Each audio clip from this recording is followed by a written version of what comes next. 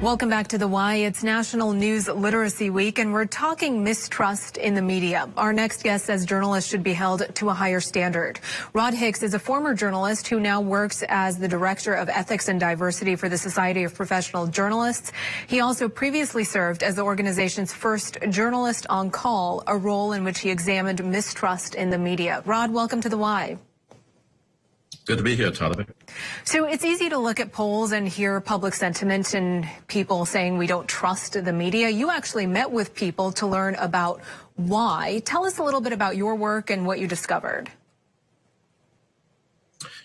Yeah, I did a project in Casper, Wyoming, where we got together about 36 people.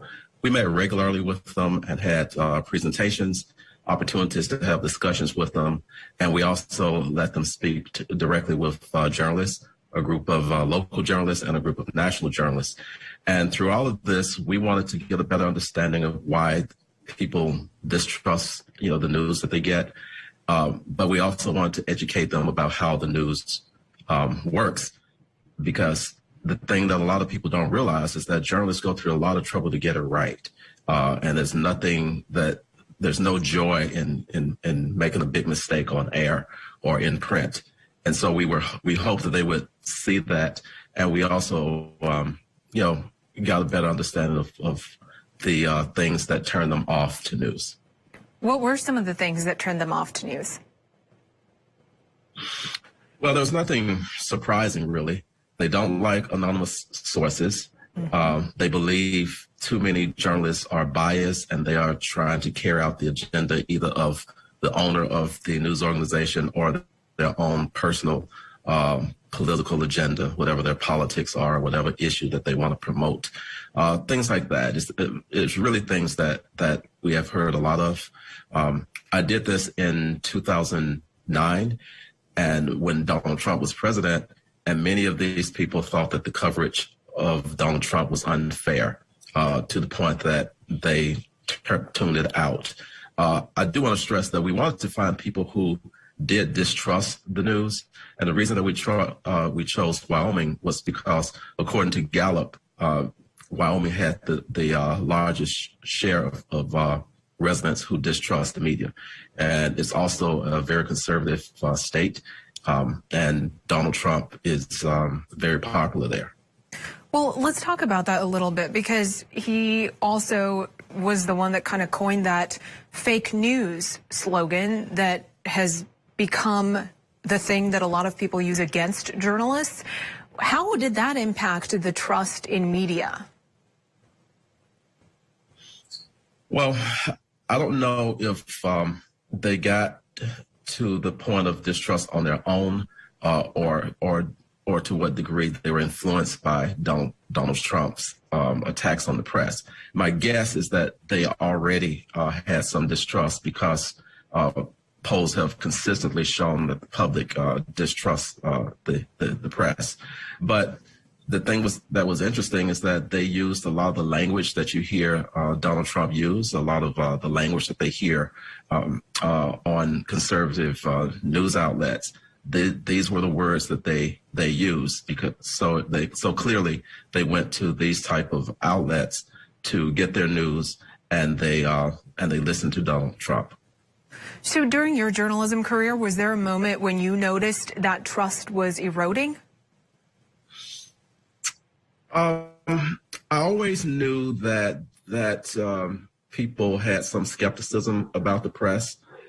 Back when I was a reporter, which was many years ago, more recently I worked as an editor. But when I was a reporter, this was in the late 80s and 1990s. It wasn't nearly as bad as it is now. Generally, people, got their newspaper, they read it, and for the most part, they trusted it, was my impression. They took exception to certain stories. They didn't like certain editorials, and even back then there was this. They conflated news stories with the opinion. So it did exist, but it was nowhere near the level that it is today. What about social media? What role has that played in people's mistrust of the news? I think social media has played a huge role in distrust. And the reason is that, first of all, it's so easy for people to amass a large audience through social media. Some of these people have more followers than the newspapers that I work for had subscribers, and they can say whatever they want. It's not necessarily verified. It's their opinion. But when people see, when they think that there's people who they know who are making these comments, they're more likely, many of them, to believe what a friend says or what a friend posts than what's in a newspaper where you have professional journalists who go out and find information and verify it and base it on evidence and credible sources. And so that's one thing. Also, social media has become a place where there's a lot of disinformation, where there are groups that intentionally want to spread false information. They want to spread propaganda, and too many consumers, news consumers, can't really discern between what's news and what's not news. And so they see something on social media and they're just as likely to believe it as they are something that comes from a credible news source.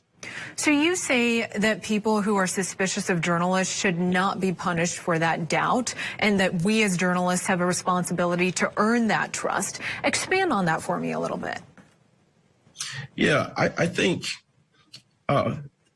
people are who they are, and you can't really control what environment they grew up in, the people that they associate with, and the beliefs that they hold. So they are who they are. And it's our role, I believe, as journalists, to accept what they're saying. If they say that they don't trust the news, there's nothing we can do about that. I mean, that is their opinion. And I don't think that they should be blamed for that. What we have to do is figure out a way to make them trust us. And we have made too many mistakes. And so it's really not surprising that a lot of people don't trust the media, given so many things that we do wrong. One of the complaints that we got in Wyoming is that the views of conservatives are downplayed, if they exist at all. And I think that that's true. Why would you trust them? There's certain communities, African American communities, the LGBTQ communities, who feel like they've been caricatured or ignored or written, not covered in an appropriate way. Another reason for them to not care about the press. So we need to get our act together. And then you have all these things like every few years there's a journalist who does something that's unethical that everybody hears about, whether it's Jason Blair in the 1990s or Chris Cuomo last year. People hear this and it reinforces their belief. So there are reasons that people don't trust the news, and it is our responsibility as journalists to turn that around. Okay, let's talk about that a little bit more. You talk about journalists being more transparent. As journalists, we tell other people's stories, but you say we need to get better at telling our own. So what do you mean by that, and how do we repair the damage that's been done if that's how people are feeling?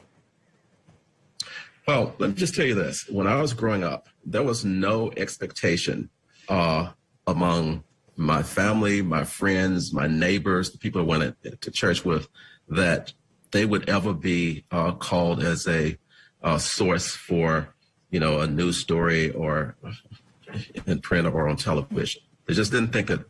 Nobody knew where this news was coming from. Something happens, you get the newspaper the next day, and there's a story there. You turn on the TV, and there's a story there. Nobody really knows how it all comes together because nobody tells that story. So I think one of the things that we need to do is tell people how this comes together. And, as I mentioned earlier, journalists go through a lot of trouble to get the information that they put out there correct. And people don't know that. They think that anonymous sources are unknown to the reporters, which is not the case. And they don't know the verification process that journalists go through, or if it is even one. They don't know how people debate how to place stories.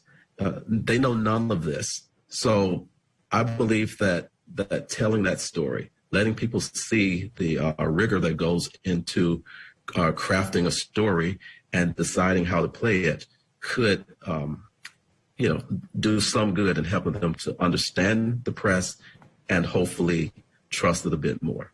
Well, let me pick up on that a little bit. I've worked in many newsrooms across the country, and we do say, I called this person, I'm having trouble reaching them, or we went to this person's house. We do peel back that curtain in letting our viewers into our everyday lives and showing the steps that we take to verify our sources to get this story. Are you saying that needs to just be more prevalent in every story we tell?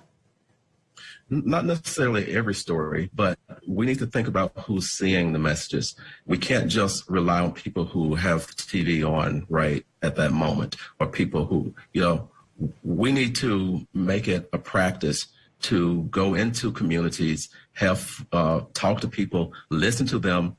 And it's an opportunity for us to find stories by listening to people. And it's also an opportunity for us to explain how it is that we do some things. And you do learn some things from the way reporters report things, but some things you don't. Some things you don't even think about explaining, such as what does it mean to be an anonymous source? People hear that phrase, but don't really know what it means. They just think it's somebody who is a mystery. Perhaps it's a mystery to everybody, a mystery to the reporter. Those are the kind of things that we can clear up and amplify so that people have a better grasp of how we do. Also, too many people that I've encountered think that we just sit at our typewriters and just peck away at whatever comes in our head, whatever we think. They don't know that there are sources who we speak to who are not named in the story. They don't know that there's background that we get by talking to other people, by going through documents. And there are news organizations who are putting that out for people to see now. And we do need to do more of that. So we looked at the numbers earlier. Trust in media is at an all-time low. Do you see it getting better?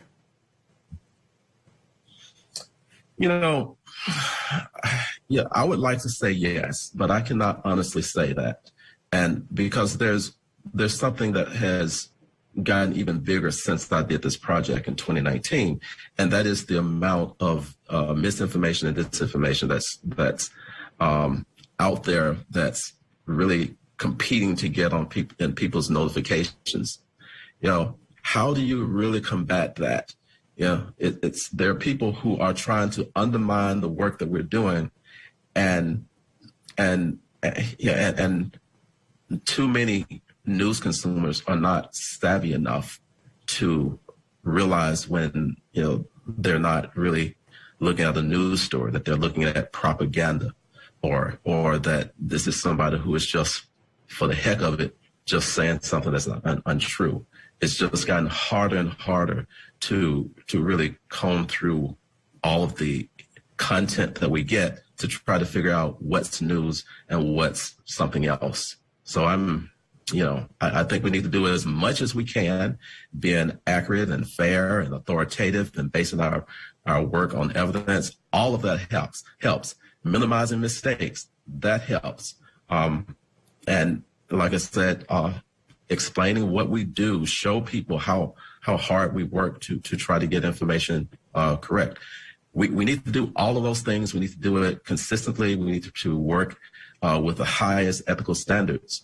But that wave of disinformation is just so massive. We need to figure out a way to combat that. And I don't think that we've done that yet. Okay. Rod Hicks, thanks for coming on the show. Important insight there. We really appreciate it. Thanks, Tyler.